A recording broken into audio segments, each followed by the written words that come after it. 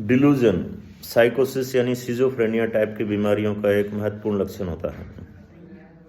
Delusion का मतलब होता है false firm unshakable belief that remains in spite of contrary evidences.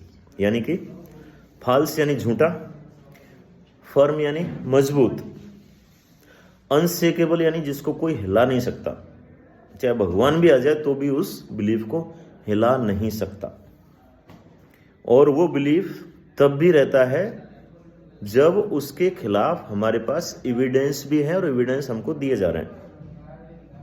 इसकी डेफिनेशन में ही ये क्लियर हो रहा है, false firm unshakable belief that remains in spite of contrary evidences. तो ये डिल्यूजन क्या क्या होता है मोस्टली हम साइकोटिक डिसऑर्डर में जो देखते हैं, एक तो होता है डिल्यूजन ऑफ रेफरेंस। इसमें क्या लगता है कि लोग मेरे को रेफर करके कुछ इशारे कर रहे हैं या बात कर रहे हैं। जैसे मैं रास्ते से जा रहा हूं तो लोग मेरे बारे में, मेरे को देख के हंसते हैं या मेरे बारे में कुछ प्लान बनाते हैं या मेरे बारे में बातें करते हैं। डिल्यूजन ऑफ रेफरेंस यानी मेरे को रेफर करके बातें कर रहे हैं वो लोग। दूसरा होता है डिल्यूजन ऑफ परसिक्यूशन।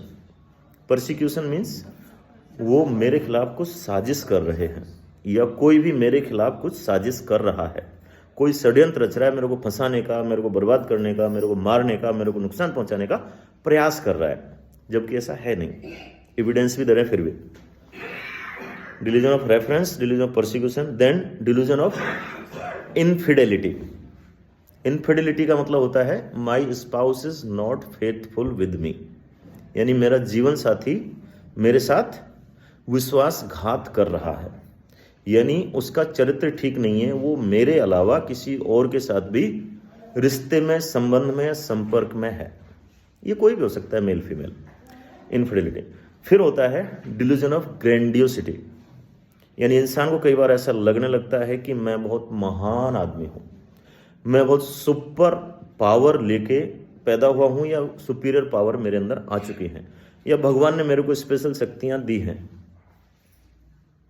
या फिर बहुत बड़े लोगों से मेरे कांटेक्ट हैं और बड़े लोग मेरे से जुड़े हुए हैं। Delusion of grandiosity.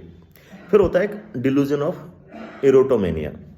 एरोटोमेनिया में क्या होता है कि a person of higher status is in love with me, यानी कोई बहुत बड़े स्टेटस का, जैसे कोई बोले कि भाई कोई बहुत बड़ी नेता है, अभिनेत्री है, जैसे मैं नाम नहीं लूंगा किसी का भी, जैसे कोई फिल्म स्टार है, वो मेरे से बहुत प्यार करती है। कैसे कि एक बार वो सपने में आई थी, मेरे को कैसे कह रही थी, और या एक बार वो भरतपुर में आई थी और पता है मेरी तरफ बार बार देख रही थी, उसकी लाइव परफॉर्मेंस चल रही थी, सब मीडिया वाले खड़े हुए थे, लेकिन वो बार बार नज़र उसकी मेरी तरफ थी। ठीक है, यानी उसका कोई लॉजिक नहीं है। इस टाइप के एरोटोमेनिक डिल्यूजन होते हैं। या फिर वो कंपनी का मेरा मैनेजर है, वो मेरे से बहुत प्यार करता है, क्यों? क्योंकि मेरे को देख के मुस्कुरा जाता है। ठीक है, और या फिर कोई भी हायर स्टेटस का मेरे से चुप चुप के एक तरफा प्यार करता है, एरोटोमेटिक डिल्यूजन। फिर होता है एक निहिलिस्टिक डिल्यूजन। इसमें क्या होता है कि world is going to end, यानी दुनिया खत्म होने वाली है, सब कुछ खत्म होने वाला है। एक होता है डिल्यूजन ऑफ गिल्ट, यानी कि मैंने कोई बहुत बड़ा पाप कर दिया, बहुत बुरा हो गया मेरे से। कई बार तो क्लियर भी नहीं होते कि मैंने क्या किया है ऐसा। और कई बार कुछ सोमेटिक डिल्यूजन्स होते हैं बॉडी के लिए, डिस्मॉर्फोफोबिया टाइप, जैसे मेरी नाक ठीक नहीं है, मेरी नाक बहुत भौंडी लगती है, या मेरे आँख ठीक नहीं है, मेरा बालों का कलर ठीक नहीं है, और उसको हम समझाते हैं फिर भी वो समझ नहीं पाते हैं। ये होते हैं सोमेटिक डिल्यूजन्स। एक होते हैं डिल्यूजन ऑफ पैरासाइटोसिस, यानी बॉडी के अंदर कुछ कीड़े हैं, कुछ मकोड़े हैं या चींटे हैं, वो चल रहे हैं, और कई बार उनके सेंसेशन भी फील होते हैं कि मेरी बॉडी पे वो चल रहे हैं। हालांकि उसको हेलुसिनेशन, टेक्टाइल हेलुसिनेशन के साथ भी जोड़ा जा सकता है, वो अलग होता है, लेकिन ऐसा फील करना, तो ये भी डिल्यूजन्स होते हैं। तो ये डिल्यूजन क्यों होते हैं? हमारे दिमाग में कोई भी अगर विचार आता है तो उस विचार के लिए पहले हम किसी चीज़ को हमारी इंद्रियों के द्वारा परसीव करते हैं, हमारी इंद्रियों के द्वारा फिर वो हमारे दिमाग तक मैसेज पहुंचता है, और दिमाग के अंदर कुछ सर्टेन एरिया के अंदर कुछ न्यूरोट्रांसमीटर रिलीज होते हैं तंत्रिकाओं के अंदर, और तब जाके हमको महसूस होता है। जैसे तुमने मेरी तरफ इशारा किया, ठीक है, मैंने उसको देखा, तो मेरे दिमाग को वो पता चला कि भाई इसने मेरी तरफ ये इशारा किया है। ठीक है। अब अगर तुमने ये सारा नहीं किया, फिर भी मेरे मस्तिष्क के अंदर वही रसायन रिलीज होने लग गया,